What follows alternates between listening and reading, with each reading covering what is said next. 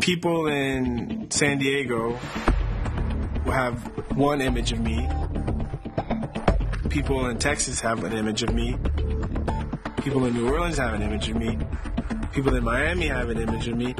People in Baltimore, people in Toronto, and most of them are different.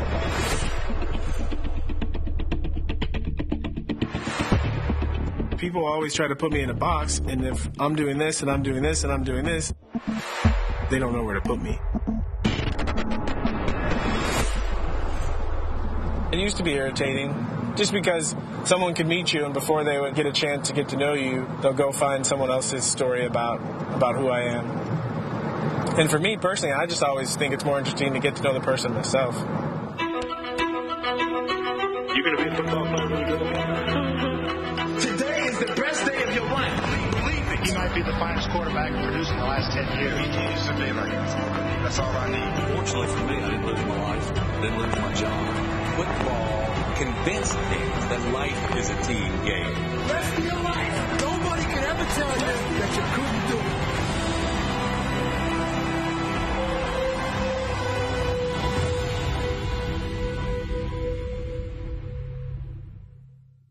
The eyes of Texas are upon you all the livelong day.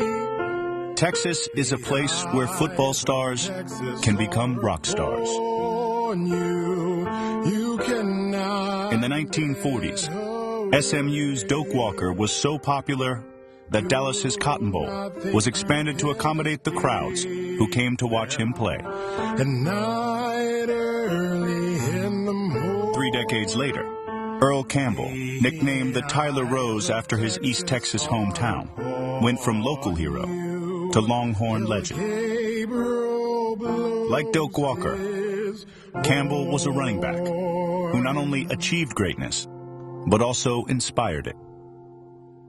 Get ready for a good season. 10-0, 14-0. When I came on my recruiting trip to Texas, I was up in we had this room called the Tea Room, where they had all these pictures of All-Americans all around, and right outside the Tea Room was a case with Earl Campbell's Heisman Trophy. When I walked by the trophy, I looked at it, and I kind of got the sense that if I go to school here, I could probably get one of those. My freshman year, we had to pick an email address, and that was 1995, before email was like it is now. And I was thinking, my first email address, I'm like, what am I going to choose? And so I picked Heisman@utexas.edu. And, then I start playing, and I kind of forget about all that stuff. My freshman year, we played Texas A&M in College Station. They had wrecking crew defense, #1 defense in the nation. 31 straight. The Aggies have won here. They've beaten the Horns 10 of their last 11 games. Williams in the deep running back set. Williams on a cut back into the middle. And Williams breaks free. Williams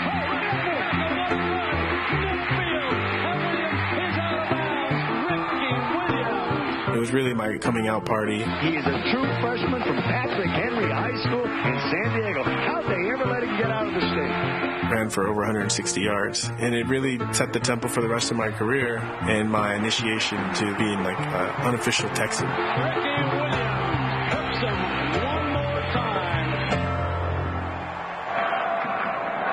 Ricky Williams switched back to his high school number 34, a tribute to his two-sport idol, Bo Jackson. 6-0 on the run by Ricky Williams, whose scholarship is being paid for by the Philadelphia Phillies. He has already signed a baseball contract, and so because he's a professional in baseball, the Phillies pay for the scholarship, and they say, hey, come on back, man, you can do better in baseball.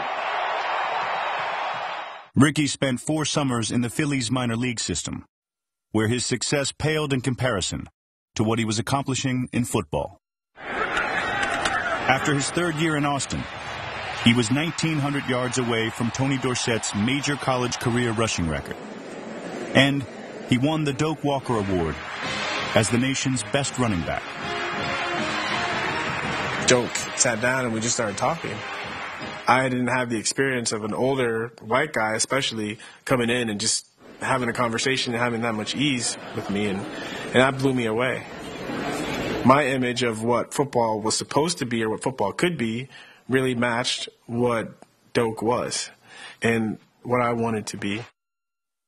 Bigger than just the game of football, but to use that as a platform to do something even greater. I would like to share with you a message we got today from the University of Texas, Ricky Williams.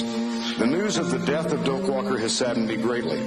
I will be wearing Doak's number on my helmet in honor of him this weekend, and am dedicating my season to his memory. You know, we were playing Oklahoma in our annual game in the Cotton Bowl, and you know the saying is the Cotton Bowl is a house that Doak built, and so I just thought it would be a great way to honor him, what he meant to me, what he meant to the game of football, by wearing his number in the house that he built.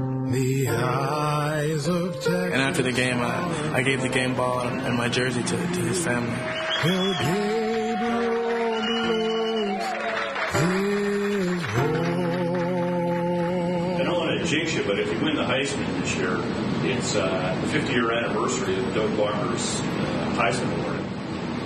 Well, I mean, that'd be great to win it, 50-year anniversary, and I'm sure he'll be watching me accept it, and he'll be extremely proud of me. But I think the main thing that I want to do is win the Doak Walker again, because he told me that he wanted me to be the first one to win it twice, and that'd be something great that I could do for him and his family. Ricky Williams, as a boy, didn't dream of playing in the NFL. He dreamed of playing college football. You know, more than anything, Ricky wants to be talked about the same way people talk about Doak Walker.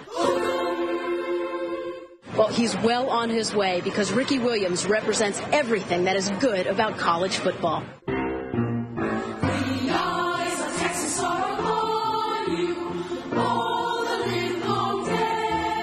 During his senior year pursuit of Dorsett's rushing record, Ricky became not just the most watched college football player of the season, but also one of the most celebrated of all time. I like his hands. I like his footwork. I like, his size. I mean, I like that. He's like almost like an Earl Campbell type, but I think he's faster. There's never been a runner like Ricky. There's never been a runner I know. Oh, there's never been a runner like Ricky. Horse Doak and Horse Tyler Rose. As a freshman, I thought in a roundabout way I was looking at my little son, Says Roger Clements, I know you recognize it. And who's that man behind those shades there? Is that Matthew McConaughey over there? 11 yards shy of the record. Williams breaks it home. Williams had a record book. Ricky Williams runs to the Hall of Fame. Touchdown. Ricky Williams, touchdown.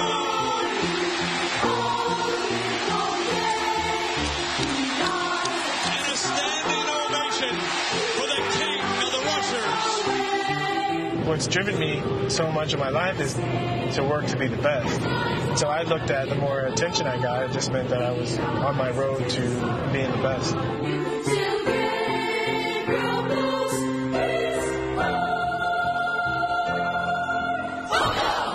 Ricky Williams of the University. From the virtual Heisman in his email address to the real one in his hands, from winning his first Doak Walker to winning his second the next year, Ricky had run his way to the top of the charts, a place where the view is great, but the shelter is gone.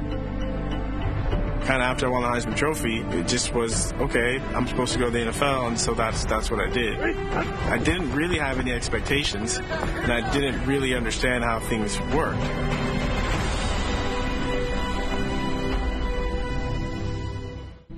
Another native of San Diego, California, and from the University of Texas, please welcome Heisman Trophy winner, Ricky Williams. One of the worst days in my life. I thought I deserved to be the first pick, especially after the kind of career I had. And then, as the draft started to go on, I wasn't even the first running back. With the fourth choice in this draft, the Indianapolis Colts select Edgerrin James. But actually, the trade made it better, because it's a cool story. I mean, people are still talking about the trade. The trade was for the 5th pick of the 1999 draft. It belonged to Washington. But to get it, Saints head coach Mike Ditka agreed to give up the 6 picks he had in that year's draft, plus the Saints' first and third round picks in 2000. With the 5th pick in the draft, the New Orleans Saints select Ricky Williams, running back, University of Texas. Our relationship from that point on didn't seem like a big deal between us, but the media made a big deal about it. They were going to do a cover story on the trade. We were in the limo on our way to the photo shoot. Coach Ditka says, "I don't know how they got you to do this." He said, "I never would have done it," but he said, "You know, let's make this work." It never crossed my mind that it was a big deal. I was maybe too young or too naive to know the difference, but I thought it was just something that would be funny and interesting. Ricky Williams, where's your wedding dress? Ricky Williams is a lady! Whoa! The focus on Ricky Williams only gained intensity.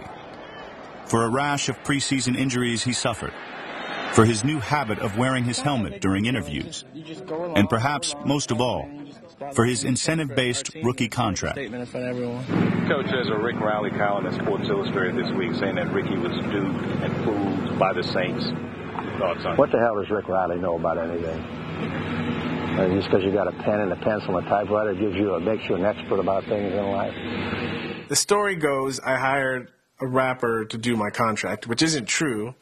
I hired No Limit Sports, which was owned by a rapper, Master P. He owned the agency, but there was actually a board-certified agent, Leland Hardy, who negotiated my contract. Realize that they've got a once-in-a-lifetime back in Ricky Williams. The contract that he negotiated for me would have made me the highest-paid rookie in the history of the NFL.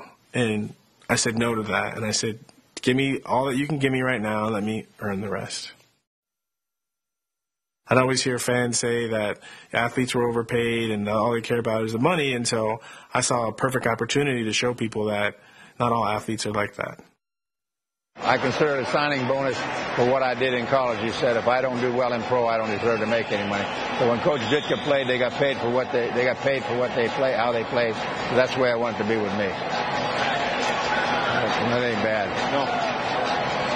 I can look back at it now as definitely like a initiation into adulthood. Almost overnight in the NFL, I was put on a pedestal, and I was supposed to be like this icon or this image of what a professional athlete was supposed to be. And I felt like I just got stuck trying to be someone else, and I forgot who I actually was. With everything that went on my rookie year, expectations, the contract, dealing with injuries. That hurts, huh? What'd you put on it today? The relationship I had with Coach Ditka is the one thing that I think helped me get through it. Nobody wants to play more than him, believe me. As much as I want him to play, he wants to play more. And it's not about incentives, it's about honor. I mean, he could tell that I was walking around and I wasn't very happy. So he calls me into his office, and the one thing I remember him saying was that I was too young, doing what I love and making a bunch of money. I have no reason to not be the happiest person on the planet. Williams inside the 20, inside the 10, to the 5. He dives. The designated diver is in. I remember the Carolina game. We had a pass where the fullback messed up, and I picked up the linebacker. They want to knock the Saints out. Good block by Ricky Williams that time. And after that play, Coach Ditka said, "That was a hell of a play, son. If you keep playing like that, you'll play this game for a long time." And that was the greatest compliment I've ever received, that someone saw more than just my running ability, but saw my football intelligence and my toughness and just appreciated who I was as a football player. Good job, Rick. Good job. He was fired after that season, and I think because I was married to Coach Ditka and the new guy came in. You get all the running plays in? It didn't go as smoothly as I would have liked it to go. And then to make it worse, the new regime didn't have a first-round pick, and they didn't have really any picks from the previous year because it was me. By the end of his third season in New Orleans, Ricky had rushed for more than 3,000 yards and scored 18 touchdowns. He was demonstrating great value. and the Saints found a way to cash in on it. Well, we're here to announce that the trade has been completed with the New Orleans Saints for Ricky Williams. This is not a trade for a player that we're hoping to get 1 or 2 years on. With a change of scenery and how we're going to utilize him, we feel his best years are ahead of him.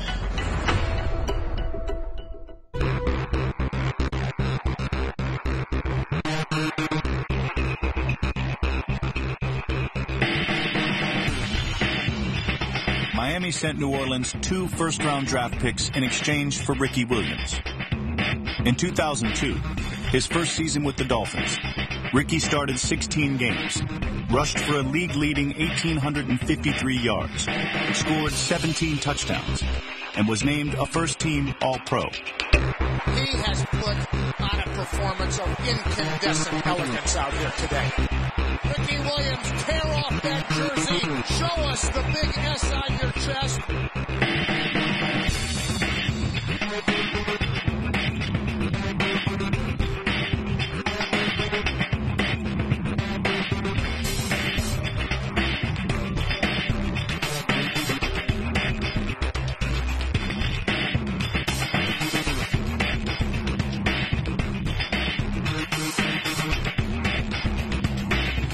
Miami was a rebirth, but it was also where Ricky's labor pains started coming to light.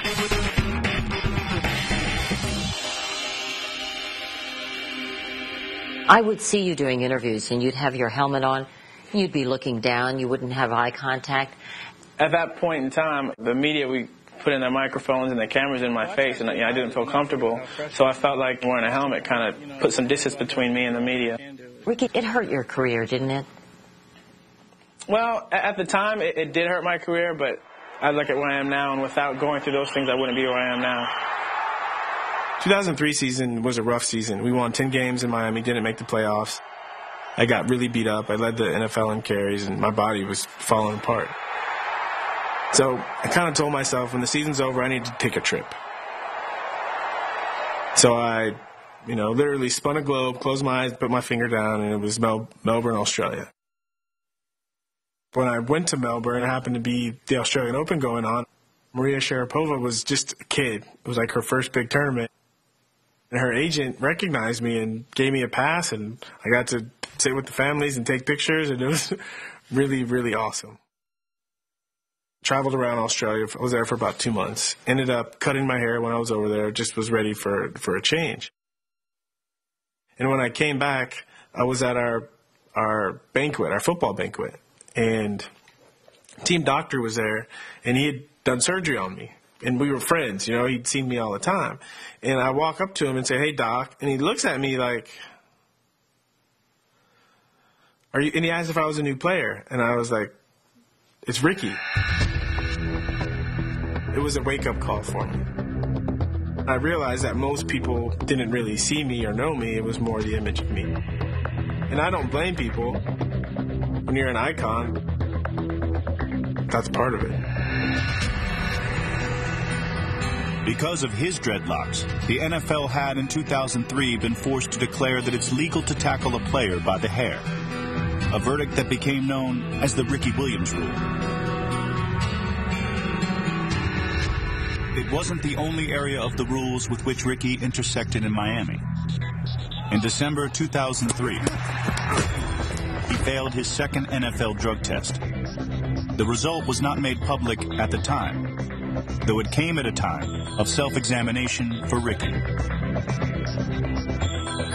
So I started to look at it, and I said, okay, I led the NFL in attempts the past 2 years, and they really didn't go out and get a quarterback to help me, so I knew it's going to be all on me again. I could see, my mortality as a football player, that I'm not going to be able to do this much longer.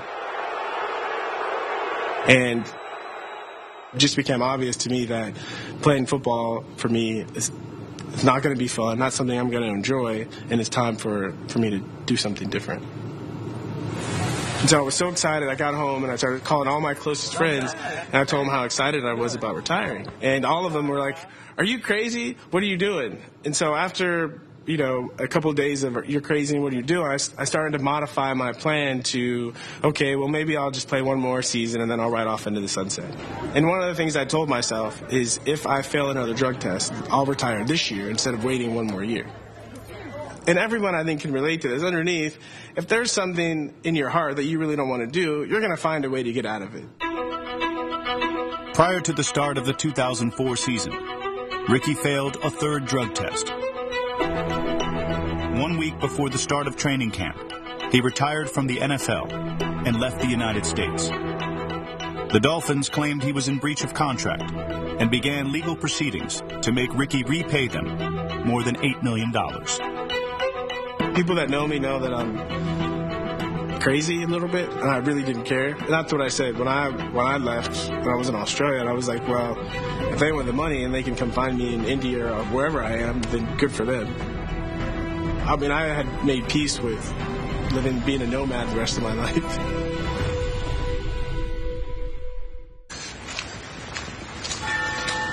After the 2003 season, Ricky Williams felt it was time to walk away from the game.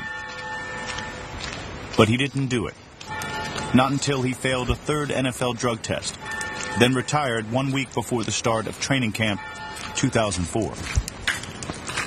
The valuable lesson that I learned from all that is that the pain of any punishment that anyone can dole out on me is nothing compared to the pain of choosing against myself.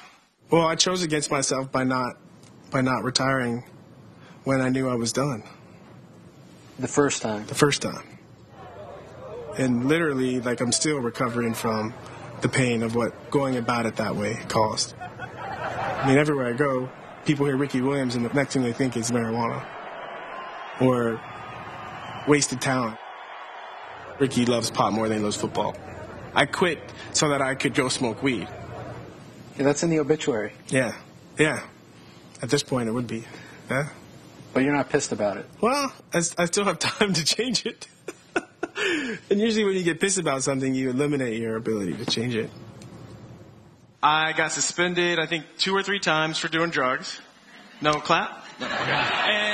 And it's easier to talk about these things now because it's legal in a couple of states and people are talking about it. But one thing I want to go on record as saying, I never once said that people should smoke or that it's good or anything. I just didn't comment on it. Did you smoke pot in Texas? No. Not to the NFL. Mr. Ricky, I know you dropped this. I got it for you, baby. Over the years, it's been kind of peeling off, like, the stigma. It's homegrown, baby. Just like you like it. Because otherwise, I'd be stuck judging myself for my whole life. And when I got to the point where, okay, it's something that I chose, and it got me in a lot of trouble, but it actually also allowed me to do the things that I really wanted to do. And people like to say that I retired and I went and I smoked pot all the time. Yeah, I smoked a little pot when I retired, but I ended up literally like the opposite situation, where I was at a yoga ashram where I wasn't eating meat, wasn't even having coffee or tea or caffeine or anything, or spicy food or anything. When I retired, I felt like I lived more in 3 months than I did the previous 27 years of my life. Just because the experience was so rich, because I was doing all these different things. And again, not condoning it, I'm just looking at what actually occurred. What actually occurred is I got a year off to travel the world. I found meditation, I found yoga, I found healing. And as you inhale, reach forward, up. And I don't think I would have found it if I hadn't taken that year off. Exhale, arms down. Inhale. I just saw that I love to help people as much or more than I enjoy playing football. Hands and feet. And looking at it in that perspective, going back to play football made perfect sense. You can look at it as right or wrong, but it was more about building something from where I was. And not even talking about the public, but just inside of me, like, what is my self-image and who am I? And so it was more of like an inner journey for me of, okay, where am I going and what would I like to create? And so I saw, wow, going back to play football, it gives me the resources, it gives me the recognition, it gives me the things that I'm going to need to build the life that I'd like to have. So you didn't come back because you needed money? I didn't come back because I needed money, no. The story, the way that I heard was I came back because I owed the Dolphins the $8 million. But the judgment for the money was just to make a statement. I didn't think they'd ever come after the money. And so when I came back, it just disappeared. So the resolution was I finished my contract, so it disappeared. In July 2005, Ricky returned to the Dolphins, served his 4-game suspension from his failed drug tests, then took the field under new Dolphins coach Nick Saban. What I liked about him is he didn't have any preconceived notions or any judgments about me. He really gave me an opportunity to show him what I was all about. And I would have run through a wall for Nick. He was making football look easy again. Like so many times before, the only thing that could stop Ricky was himself.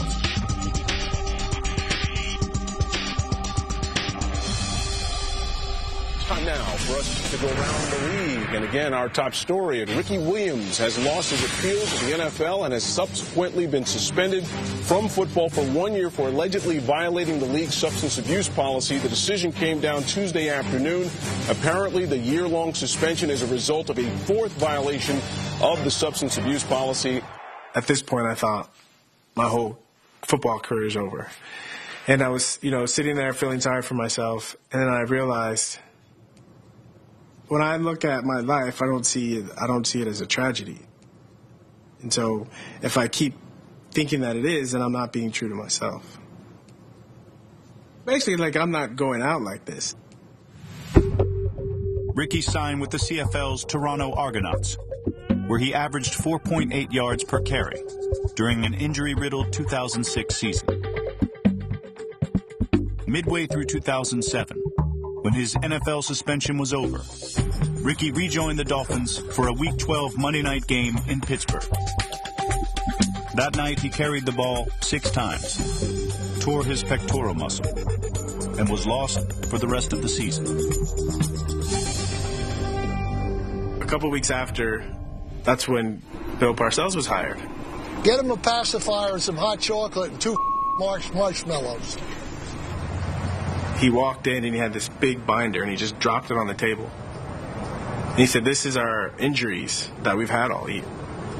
You guys that have been hurt or can't stay healthy, you guys aren't going to be here. And then he started talking about the Dolphins had a lot of off-the-field problems that year. And so he said, you guys that are causing trouble and giving us headaches, you're not going to be here.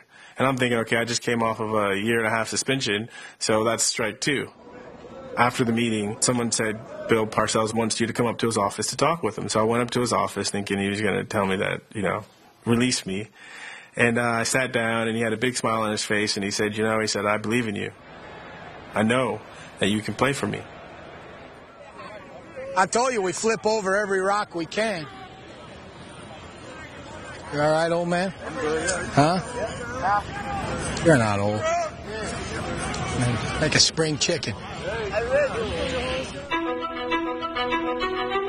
Ricky repaid Bill Parcells' trust over the next 3 seasons, gaining more than 3,000 yards from scrimmage and scoring 21 touchdowns.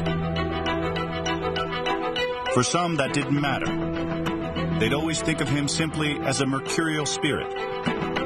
But the facts remain. After 11 years in pro football, Ricky Williams was still a running back whose praises were worth singing. Hey, Rick, I looked up to you when I was in high school, man. Keep it up. That's the reason why I wear 34, baby. Thanks. Coming. When I was a kid, I loved that movie, The Clash of the Titans, the old one, where he had a mission and he was going through and his parents or the gods would give him weapons or tools to use. And I feel like as I've been on my journey, I found yoga, which really helped me learn to relax without having to use marijuana. And then I came across this energy healing and meditation practice, and I was like, wow, this is great. Wherever I was in life, something else would come along to help me go to the next step. And you don't smoke pot anymore? I don't smoke pot anymore. You don't use any drugs? And no, I don't. And again, it's not because pot is bad. It's what I was talking about. It's, I just got clear why I was smoking marijuana. And then things kind of fell into place in my life where I found different ways to get what I was getting from the marijuana. Clarity is the right word. I was getting clarity that way. It was inferior clarity, but it was more clear than I was before I smoked. See, it's clarity with side effects. Ricky, what'd you think of the Marcus Aurelius talk last night? Talk about Marcus Aurelius' philosophy. After he became a free agent in 2011, Ricky Williams signed in Baltimore. Whereas it had everywhere on his journey, enlightenment followed. I think about Ricky, he's pretty tough. He seems like he's very smart, likes football. Ooh, that felt kind of solid.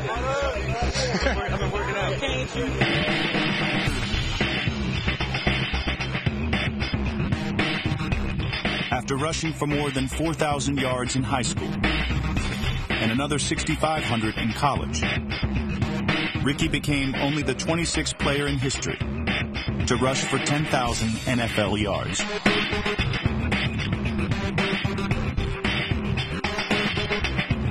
Ricky got 10,000 career yards.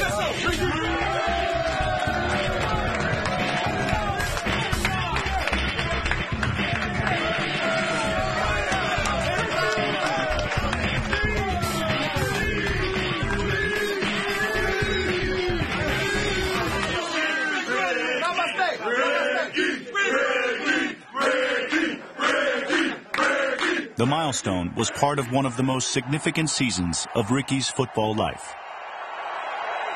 A year that ended with a last-second loss to New England in the AFC Championship. We came for the exit physicals the next day to say goodbye, and everyone was already excited about the next year. And I'd never seen that before. And so it was contagious. So I was getting ready. I was in my mind. I was thinking of my training regimen and all the things that I really wanted to do. And so when I got a text message from Bill Parcells, I shared with him how excited I was about playing football next year. It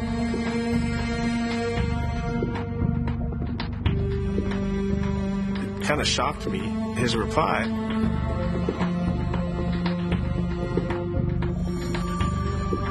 And it just kind of snapped me out of it and got me looking at things differently. And it got me looking at, okay, what is he talking about? What other ways can I contribute? The next place used to be used for medical studies. And they have a big auditorium upstairs. Yeah. Where they made autopsies in front of the medical students. People have this idea of what success is in football based on stats, championships. But my personal idea of success is different.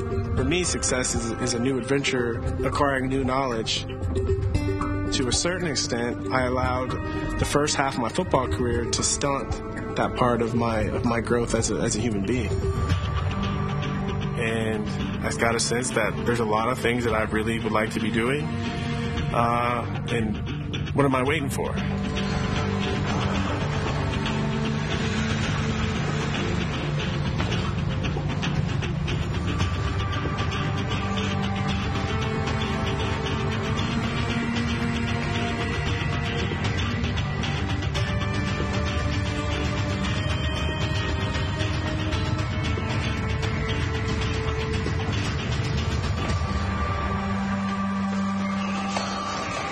I've heard several football players tell me the most difficult time in their life was the first year after they retired. And so I knew that there was a transition coming. And I had this friend call me, and she said, I found this really cool stuff that is right up your alley, and you'll really like it. So I called and signed up for the class. The way I described the feeling of being in that first class was for the first time in my life, I felt like I had permission to be myself. One of the things I noticed about myself is if I'm around people and I think that they won't understand me, then I won't say anything. It's like Access showed up the perfect time to really help my transition. You know, I retired in February, and I was teaching classes in April. I mean, if you look at most of our definitions of ourselves, it's based on something that's wrong with us. Yeah. It's really just using everything I had learned along my journey to help other people, which for me was perfect. Among everything else he'd gathered over the years, Ricky had also picked up a camera, a tool that 1 year after his retirement gave him a front row seat at a clash of the Titans. I mean, it was really fitting closure to be able to shoot the Super Bowl in New Orleans. I remember, you know, the line to get into the stadium, and the police officers, the security guards, the people walking, you know, hey, baby, it's good to have you back, and just really showed a lot of love, and I felt very good. And I had a chance to go on the sideline and talk to my teammates. Hey, look at you, looking great, man. You got the gear on and everything. I love it. I got a job. Yeah, why not? Yeah. It's good to have a job. Yeah, I got made in the Super Bowl. First year. Yeah. You're like Rookie of the Year then. Yeah. Photography. Thank you very much. You're a part of this. I know you know this. Yeah. You're a part of this team, this foundation, man. That's the way it works. I was happy for them because I knew how hard they worked. I knew how much they wanted. I knew how much they deserved it. And when the game was over and they won, I was happy for them. And there wasn't 1 ounce of regret or anything. The Baltimore Ravens are Super Bowl champions! I got so much joy just being able to share in their joy. After retiring from the NFL, Ricky Williams moved back to Austin, Texas, with his wife, Kristen, and their 3 children. In the evenings, he played flag football in the park. By day, the rookie who had once felt uncomfortable being interviewed without his helmet on got a job as a studio analyst for Texas Longhorns games. Talk about, this is a play we're going to call. Still, he wanted more football. Gino coming in here, a great game plan. You know, on one hand, you know, I told myself I would never become a coach. It just seemed too stereotypical. And at the same time, I realized that I love the game of football. I love inspiring people. And it just seemed like a perfect fit. I could go into coaching, especially at the collegiate level, and really enjoy myself and really affect a change in a lot of young men's lives. Ricky applied for an internship program run by the NFL Players Association for former players interested in a career in coaching. As part of the application process, he needed 3 letters of recommendation, which he received from one of his Texas coaches, Mack Brown, Jeff Ireland, a GM during Ricky's time in Miami, and one of Ricky's former NFL coaches, no longer in the NFL.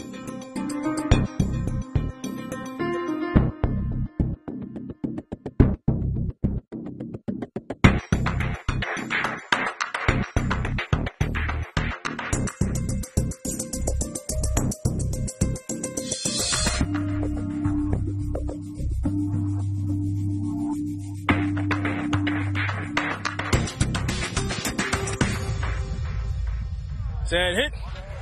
Ricky was accepted into the coaching program, and in the summer of 2013, began mentoring the running backs. Keep your head up. At the University of the Incarnate Word in San Antonio, Texas. I don't know how he plays you, but if you attack him, he's got to back up a little bit. He helped the 5-year-old football program to its first ever winning record, and when the season was over, was invited to be the defensive coordinator of a fledgling Chinese football team, preparing for the first games it would ever play outside of China. Ask him again.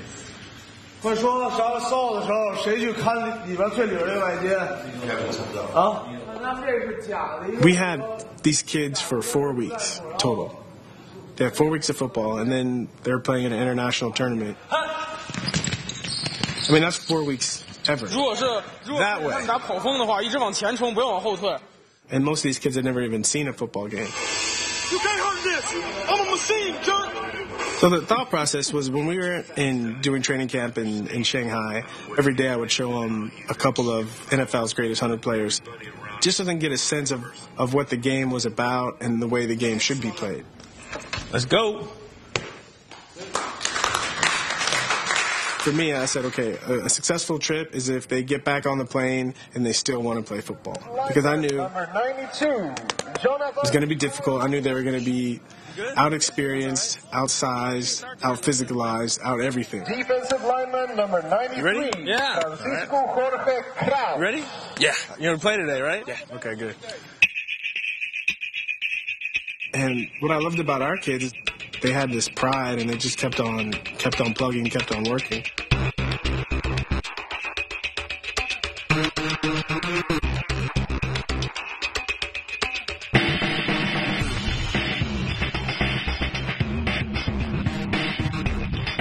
Garcia looking to throw, going to his right side. Intercepted by number 24 of the Chinese defense.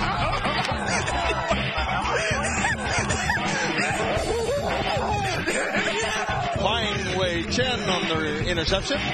Excellent break on the ball. China played 4 games during its first appearance at the World University Games, surrendering 197 points and scoring 0. But it didn't matter. The kids were hooked.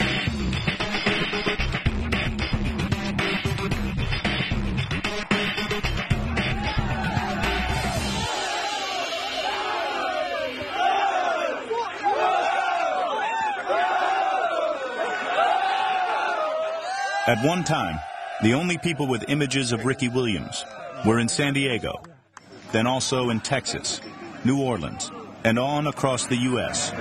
All right. Now, people all over the globe have images of him.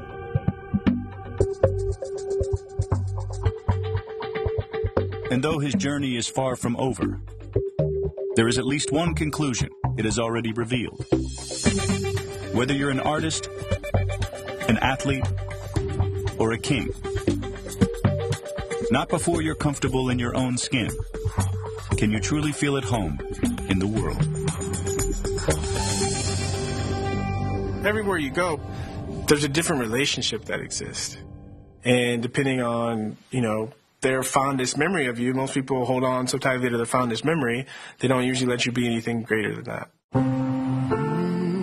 And that's one of the things that I think I allowed myself to be a victim of earlier in my career. And what I learned as I got older is I decide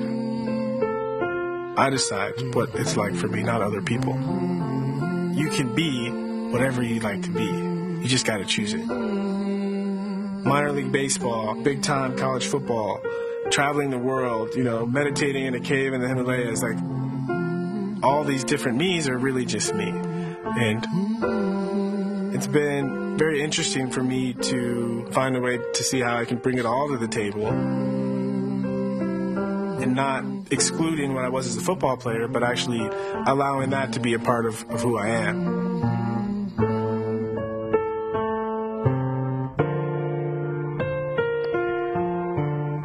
And ever since I've looked at it that way, my life just keeps getting better and better and better.